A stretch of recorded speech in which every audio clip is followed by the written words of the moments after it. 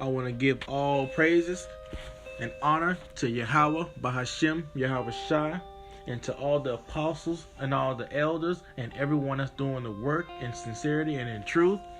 I'm here. We're gonna talk about the after death. I got a couple scriptures, a couple precepts that I'm gonna bring out, and hopefully, a lot of people can kind of get the grasp of it, because I had a couple people on the job, they asked me about it, so I decided to do a lesson on it. Just a little quick lesson. I'm not gonna get too deep into it, but just a couple precepts to kind of give someone the understanding, and hopefully, to kind of give them a clearer mind. We're gonna start off in Isaiah. We're gonna get to a foundation first to kind of build up to what I'm trying to say. So we're gonna go to Isaiah chapter 28, verse 9. Whom shall he teach knowledge? And whom shall he make to understand doctrine? Them that are weaned from the milk and drawn from the breast.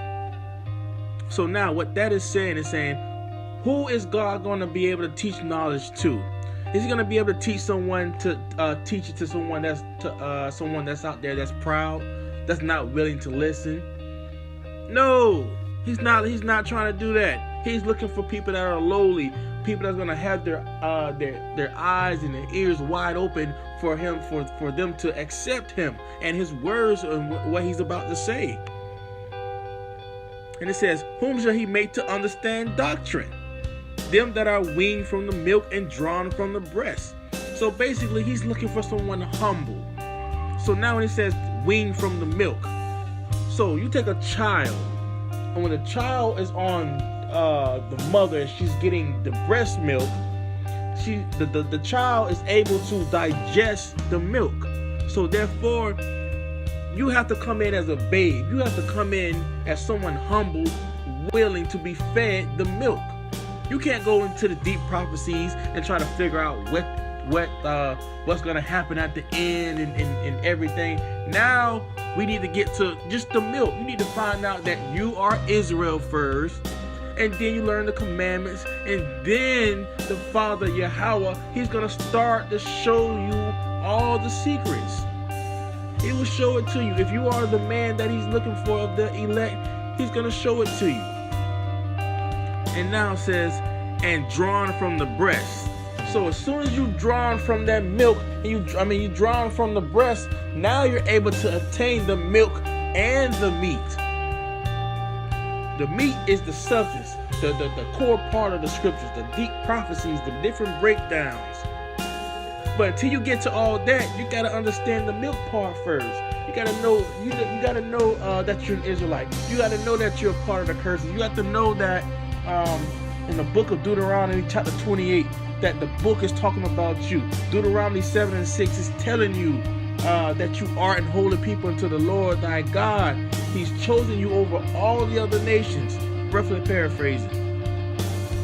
Verse 10. For precept must be upon precept, precept upon precept, line upon line upon line, here a little and there a little. So therefore, when people always ask the people that break down the Bible, or an elder, or anyone that knows the Bible, and you see them jump from one section, they jump to another section, is to really only give you the true understanding.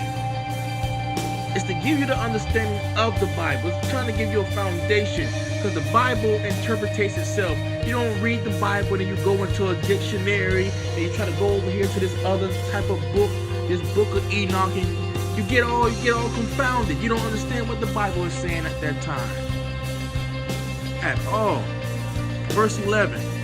For with stammering lips and another tongue will he speak to this people. To this people that he's talking about are the Israelites, the elect.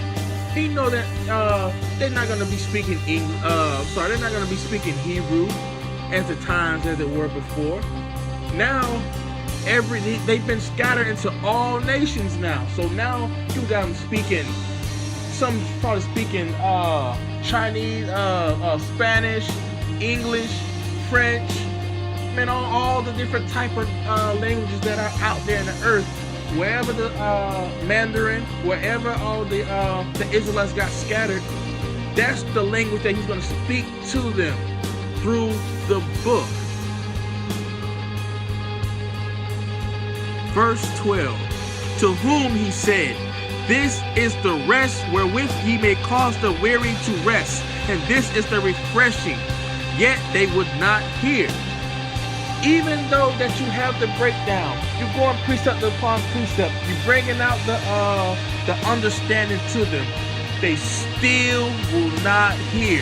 This is the refreshing. This is what's going to heal the nation of Israel. But because they would not hear, they shall not be healed. That's why it's prophesied that 2/3 are going to die, because they would not hear. That is a sadful and painful death. But that is what the prophecy is saying. Verse 13. But the word of the Lord Yahweh was unto them precept upon precept, precept upon precept, line upon line, line upon line, here a little and there a little, that they might go and fall backward and be broken, snared, and taken. So the Bible, Salakia. Let me go back to verse 13.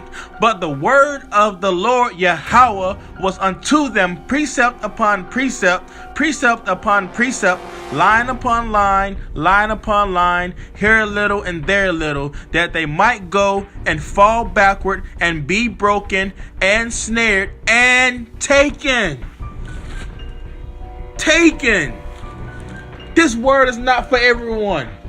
So all the Christians, all the apologetics, all the Protestants, every religion out there, they're not going to be able to hear this.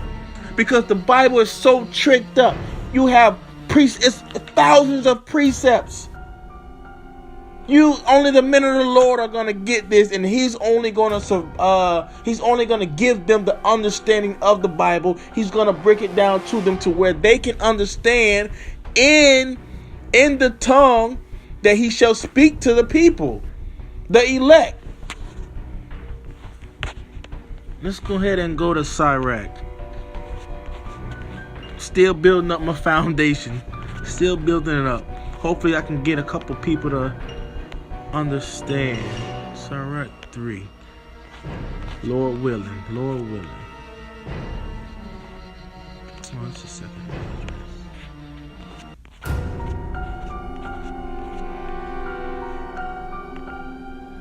Okay. Ecclesiasticus chapter 3 verse 24. For many are deceived by their own vain opinion, and an evil suspicion have overthrown their judgment. Right. So the vain opinions that are already going through a person's head that doesn't believe in the Bible already, that doesn't they're not well grounded in the foundation of the Bible or anything like that in that sense. Really, the vain opinion is going to overthrow their judgment automatically. As soon as you start talking, they already got in their head, oh, he don't know what he's talking about. Oh man, his opinions, it's just opinion. He's not supporting it with any other factual facts out there. So therefore, it's letting you know your evil suspicion you already have it in your mind. It's going to overthrow your judgment to see if it's true what I'm speaking or what I'm not. Ecclesiastes chapter 5 verse 9. Winnow not with every wind. Basically meaning, don't go into all these other different doctrines and all these different philosophies if it's not anything with truth, anything with reality. And go not into every way, all the different religions out there, philosophies. For so doth the sinner that hath a double tongue. And that's true right there, man. That's very true. I'm gonna jump to Ecclesiasticus 11 and 7. Blame not before thou hast examined the truth. Understand first and then rebuke. Many of our people, Jake out there, especially Eve, they walking out there in their pride. They're not going to be able to attain what the Bible is saying. They're not going to understand what Yahweh has been trying to say this whole time. They don't know that they have a whole kingdom for them. He's already laid it down since the beginning. Only thing they have to do is just listen. But it's just like at the times before, they did not listen. They're already speaking before you get a chance to make your whole point out. They already got the judgment, the vain opinion in their head, which overthrown their judgment. So until Jake can be able to sit there, be civilized, wait till the questions and the answers are already out, and then you rebuke if you don't. You understand, and then you rebuke it. It makes no sense for somebody to get their point out, and then I don't want to hear it, and it's all, and you didn't even hear what they had to say. I know I'm going on a rant, but I just had to get a couple of foundation scriptures out first. Verse 8: Answer not before thou hast heard the cause, neither interrupt men in the midst of their talk. This is all wisdom. That's plain. That's plain and cut. There's no gray areas. It's either black or white with that. There's no gray areas. Read that again. Answer not before thou hast heard the cause, neither interrupt men in the midst of their talk. And that's a life lesson for me as well, that I need to really focus more on too as well. But I do make sure I hear the point first before I can go ahead and disclaim it. I mean, that's just plain wisdom. Genesis chapter 3. I start at 7. At 17. So we're gonna go take it back to the beginning with Adam, and when he got cursed. And when he got cursed, it was talking about he opened up death at the time that he sinned. Genesis 3:17. And unto Adam he said, because thou hast hearkened unto the voice of thy wife, and hast eaten of the tree, which is the other philosophy, the doctrine at that time, of which I commanded thee, saying, thou shalt not eat of it. Basically meaning, thou shalt not go that way. Don't go listen to the ways of that. Cursed is the ground for thy sake, and sorrow shalt thou eat of it all the days of thy life. Thorns also and thistles shall bring it forth to thee, and thou shalt eat the herb of the field. And the sweat of thy face shalt thou eat bread, till thou return unto the ground, for out of it wast thou taken, for dust thou art, and unto dust thou shalt return. So it's letting you know, unto dust that you have came up, and therefore at the end you're gonna die going back into dust. Because I'm sorry that I never mentioned at the beginning of this. We're gonna talk about death and where do we go, and just a couple scriptures basically on that. We're gonna go ahead and jump to Ecclesiastes 1, chapter 1. And verse 4. And one generation passeth away, and another generation cometh, but the earth abideth forever.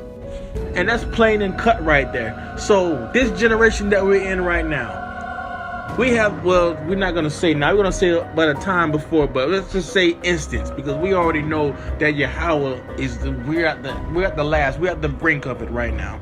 But it says one generation passeth and another generation cometh. So therefore, when this generation passed, and let's say it was supposed to be another generation, which would be our kids, their generation will die off, and then it'll be another generation that cometh. So it's like a cycle. It's another rotation.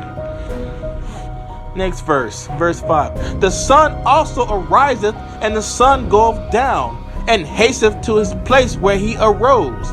So now you got the sun a rising up, and now you got the sun that goes down. So on the other side, you have the moon. Okay, when the sun goes up, the moon goes down. And then the rotation goes again when the next morning, when the next night, when the when the moon comes up, the sun goes down with this, which is another rotation.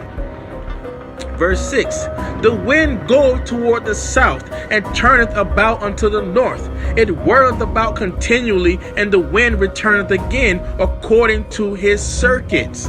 So it's letting you know everything is in a circuit. Everything is in a circular motion, in a rotation. Even the wind comes back. All the rivers run into the sea, yet the sea is not full, and to the place from which the rivers come, whether they return again. So let's talk about a river. My parents, they're from Jamaica. I've been to Dunn's River a couple times, and that river, particularly, it runs back into the sea, and from the sea, from the other side, it flows right back into the Dunn's River as well. So it's letting you know everything is in a rotation. All things are full of labor. Man cannot utter it. The eye is not satisfied with seeing, nor the ear filled with hearing. So it's letting you know all the works that is out there in the world today. We see the sun go up, we see the sun go down, we see the moon go up, the moon go down. Just like I was talking about with the river. It goes back into the ocean, and the ocean brings it back into the river. Everything's in a circular rotation. It's working like this 24 hours a day. It's working like this every day. And it's not gonna fail. Just back in verse 1, when it says, but the earth abideth forever. So the earth isn't going anywhere. It's in this right rotation, and it cannot be moved. Verse 9. The thing that hath been, it is Salakia. Verse 9. The thing that hath been, it is that which shall be, and that which is done is that which shall be done, and there is no new thing under the sun. And for a precept with that is Ecclesiastes 6, I believe, and 10. That which hath been is named already, and it is known that it is man. So it's letting you know that man is in a cycle rotation as well. It's nothing new under the sun. So it's letting you know that your spirit has been on this earth before, just as the rotation, as the wind. It makes no sense for everything else to be in rotation and you die and you don't come back. That never made sense to me before. Until now, it makes sense. The Father isn't going to create one thing and have it differentiate against everything else and everything contrary to what He made it. That doesn't make any sense. Let me read that again. Verse 10. That which hath been is named already, and it is known that it is man. Neither may he contend with him that is mightier than he. Let me jump back to Ecclesiastes 1. Verse 10. Is there anything whereof it may be said, see, this is new? Hell no. There's nothing on this earth that's new. It's the same thing. People getting robbed, people getting raped, people getting killed, stealing, robbing, smoking, man, all type of mischief out there in the world. It's the same thing that happened back then. It's the same thing that is happening right now. It's just in a modern time. The women all out of order. It was that time before. The women prostituting their bodies, getting tattoos, everything. Everything that you see is the same thing that happened back then. It has been already of old time, which was before us. You see how the scriptures speak life? How it speaks in existence? Verse 11. There is no remembrance of former things. Neither shall there be any remembrance of things that are to come with those that shall come after. So that basically is saying, when the people that were here on earth, they're going to go back up to the spirit world, and they're going to come back down here. But when they come down here, they're not going to have a remembrance of the life before. It's going to be all brand new to them. So therefore, it's letting you know that we've been here before on this earth. We have been. I think it's Ecclesiastes 3, verse 20.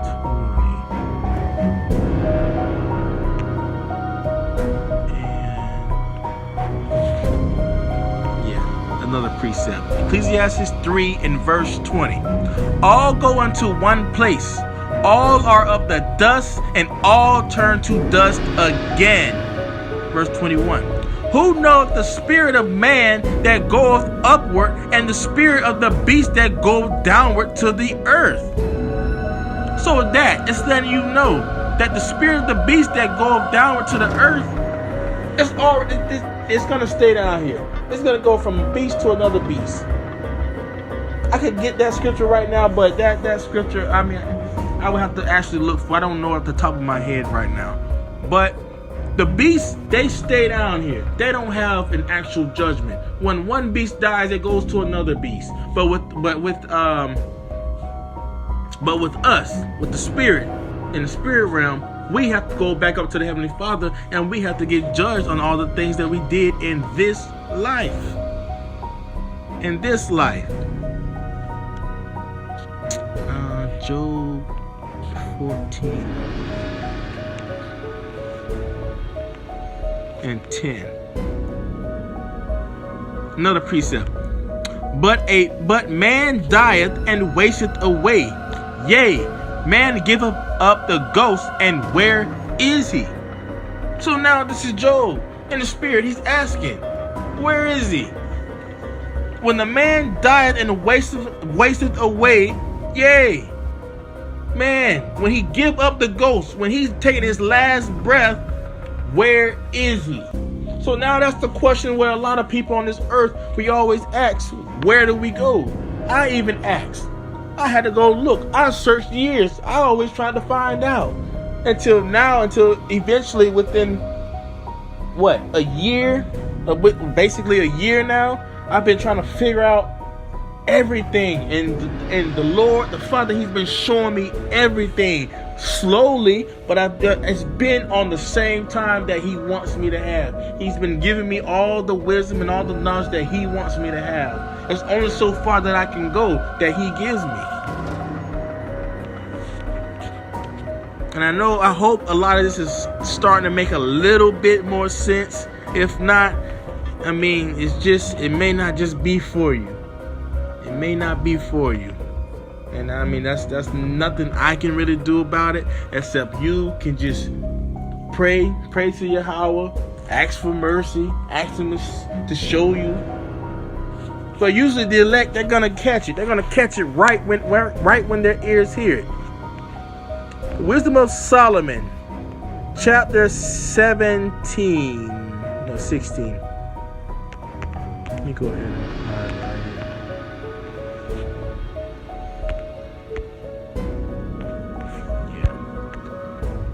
Verse 16. For in His hand are both, we are our words, all wisdom also, and knowledge of workmanship. For He hath given me certain knowledge of the things that are, namely, to know how the world was made and the operations of the elements. This is Solomon speaking. The beginning, ending, and the midst of the times, the alterations of the turning of the sun and the change of seasons, the circuits of years and the positions of stars, the natures of living creatures and the furies of wild beasts, the violence of winds and the reasonings of men, the diversity of the diversities of plants and the virtues of roots.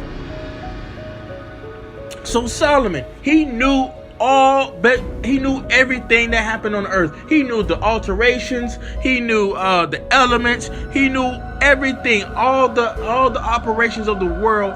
He knew it. Verse 21. And all such things as are either secret or manifest, them I know. And through Solomon, through us, and through Yahweh Bahashem Yahushua, he's been giving us these secrets only unto the man, to the elect. And these men were going to bring it out. And hopefully they can wake up the other elect that are out there.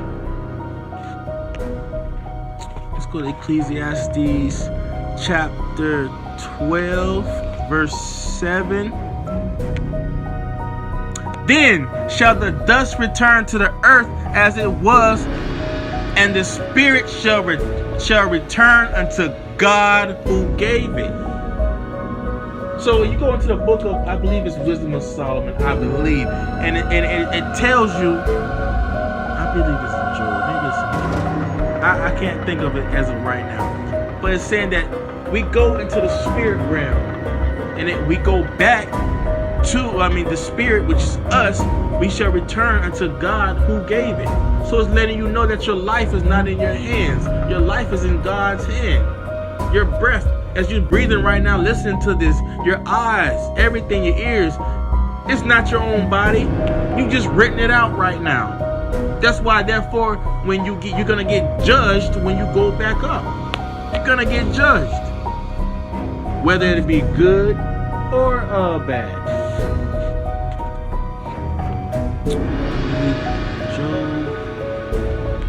Go ahead and start this up a little quick. Job 3 and 13. I believe it's Job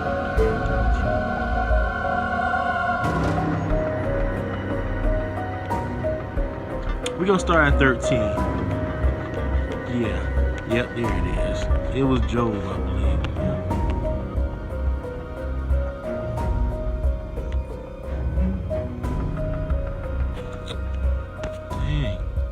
Salakia, Job 3.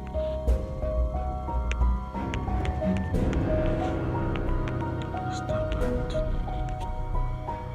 Okay. Job chapter 3, verse 13. For now should I have lain. Salakia, God. Back to Job 3 and 13. For now should I have lain still and been quiet. I should have slept, then had I been at rest. So a precept for that, I'm going to look at my Bible. It's got in Psalms 13. Psalms 13 and 3, if you will follow me. Psalms 13 and 3. Psalms 13 and 3. Consider and hear me, O Lord, my God. Lighten mine eyes, lest I should sleep the sleep of death. So therefore, that's saying that he doesn't want to sleep. But if he sleep, let it be the sleep of death, wherein the weary are caused to be at rest. So let's go back to Job 3 and 13 again. For now, should I have lain still and been quiet, I should have slept, which meaning death, then had I been at rest. He would have been at rest as if he died. And that account goes back to Job when he was going through all the afflictions and everything that Satan was putting on him. But he didn't die, but he went through some trials to get his faith tested. So therefore, he was going through agony. He was going through a lot of the affliction, and he wanted rest. That's what that account is back in Job.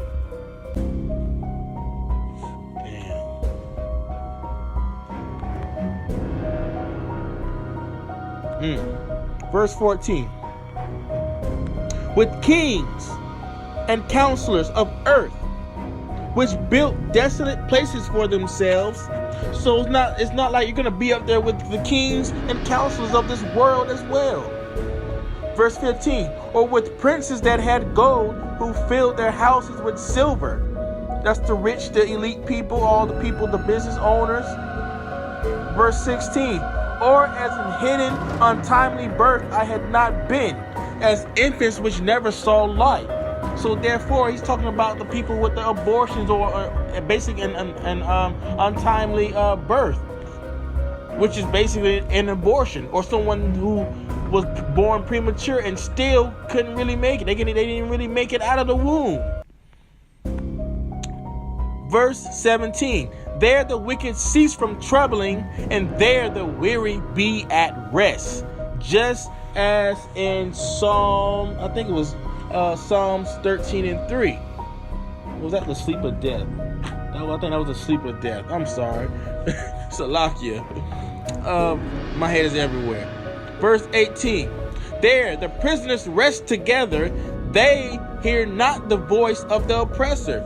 They're not gonna hear the oppressor. They're gonna be all at rest. It's gonna be a division between the wicked and the ones that are of the other nations as well. But we're all gonna be in the same place.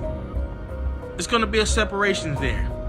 Verse 19, the small and the great are there, and the servant is free from his master. Verse 20, wherefore is light given unto him that is in misery, and life unto the bitter in soul. So I hope this, I got one more precept.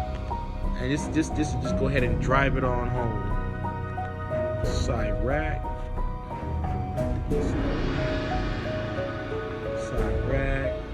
4, I believe.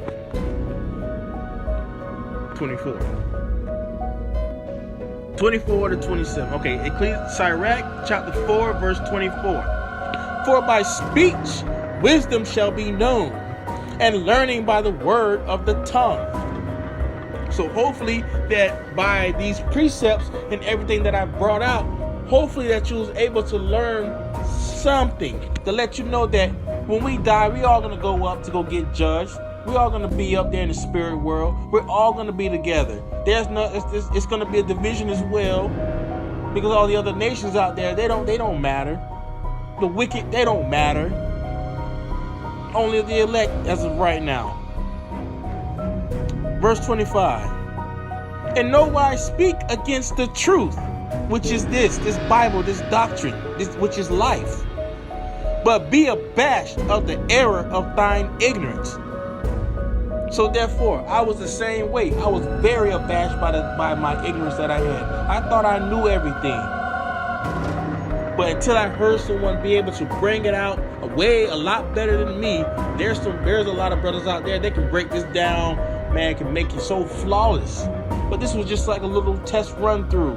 Hopefully certain brothers were able to get the concept to let you know that when you die, you don't just rot in the ground and you die. Your spirit lives on. You go back into the time of Samuel, when Saul, when he called and he looked for a seer, and he called upon Samuel. And the seer was saying, that she seen gods ascending unto the heavens. That's how she was able to identify and get Saul. And that's letting you know that your spirit still lives on, because she was able to call Samuel back down. And man, it gets a lot deeper. It gets deep. So therefore, verse 25, in no wise speak against the truth. You can't speak against this. But be abashed of the error of thine ignorance. Verse 26, be not ashamed to confess thy sins, and force not the course of the river. This is the course of the river. If you hearing this right now, that means Yahweh has brought you. He's called you to hear this. It's up to you. Are you going to listen, or are you just going to let it go out the ear? Verse 27, because that's letting you know that you forcing the course of the river at that time, because he's trying to call you. He's trying to let you get a chance to hear this, and especially if you heard it more than one time. Verse 27, make not thyself an underling to a foolish man. Why would I? If a foolish man don't want to get it, it's just on him. That means the Father's just not dealing with them. This is his time for him to basically finish out his judgment, because he's too proud. Neither accept the persons of the mighty. Why do that? Only person you need to accept is Yahweh Ba'ashem Yahushua. And they're gonna lead you to life. They're gonna lead you to life. All you other nations, prepare. Read Isaiah 14:1. That's for you. For all you other nations out there.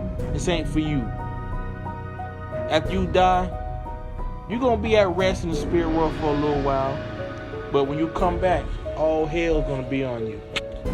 All hell's gonna be on you. So with all that being said, Shalom.